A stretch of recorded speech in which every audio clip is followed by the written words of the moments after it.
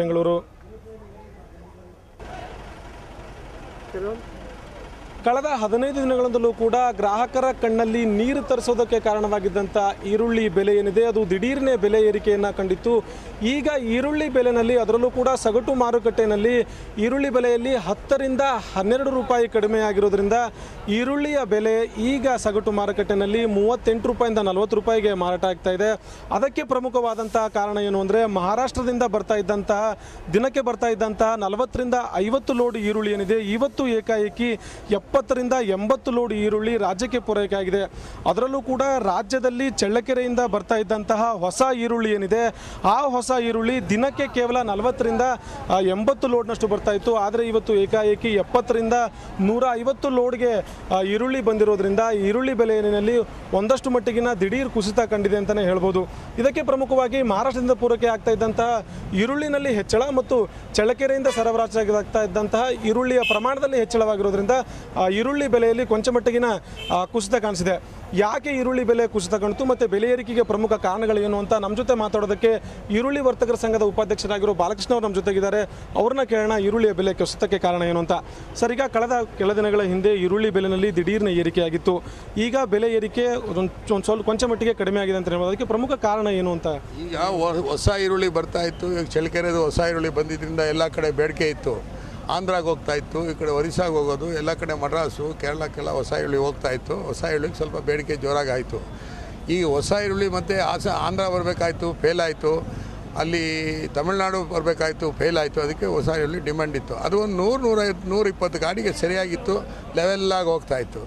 ಇವತ್ತು ದಿಢೀರಂತ ನಿನ್ನೆ ವ್ಯಾಪಾರ ಇಲ್ಲದಿರೋ ಕಾರಣ ನಿನ್ನೆ ಬಂದಿದ್ದು ಇವತ್ತು ಬಂದಿದ್ದು ಎಲ್ಲ ಸೇರಿ ಒಂದು 170-180 ಗಾಡಿ ಸ್ಟಾಕ್ ಆಗಿರೋದ್ರಿಂದ ಹೊಸ ಈರುಳ್ಳಿ ತೇವಾಂಶ ಜಾಸ್ತಿ ಇರುತ್ತೆ. ಅದು ಇಡೋಕ್ಕಾಗೋದಿಲ್ಲ. ಇವತ್ತಿಟ್ಟು ನಾಳೆ ಮಾರೋಣ ಅನ್ನೋಕ್ಕೂ ಆಗೋದಿಲ್ಲ. ಪಶ್ಮಿ ಅದು ಇವತ್ತೇ ಮಾರಬೇಕು.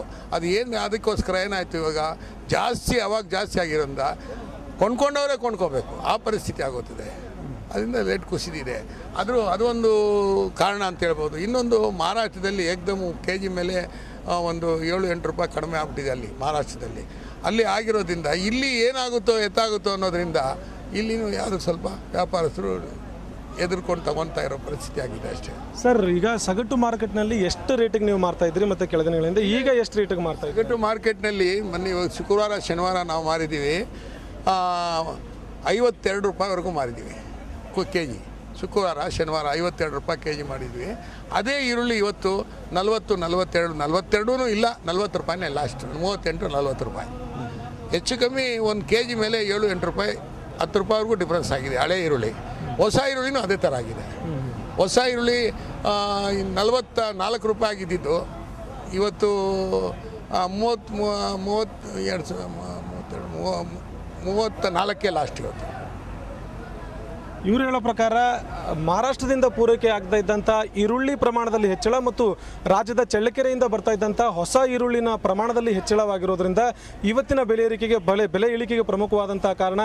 ಇದರ ನೇರ ಪರಿಣಾಮ ರೈತರ ಮೇಲಾಗುತ್ತೆ. ಯಾಕಂದರೆ ಇಷ್ಟು ದಿನ ಜಾಸ್ತಿ ರೇಟಿಗೆ ಈರುಳ್ಳಿ ಮಾರ್ತಿದೆ ಅಂತ ಹೊಲಗಳಿಂದ ಗದ್ದೆಗಳಿಂದ ತಂದಂಥ ಈರುಳ್ಳಿ ಇವತ್ತು ಮಾರುಕಟ್ಟೆಗೆ ಏಕಾಏಕಿ ಬಂದಿರೋದ್ರಿಂದ ಬೆಲೆ ಇಳಿಕೆಗೆ ಪ್ರಮುಖವಾದಂಥ ಕಾರಣ ಅಂತಲೇ ಹೇಳ್ಬೋದು. ಕ್ಯಾಮ್ರಾ ಪರ್ಸನ್ ನಿತಿನ್ ಜೊತೆ ಆನಂದ್ ಬುರ್ಲಿ, TV9 ಬೆಂಗಳೂರು.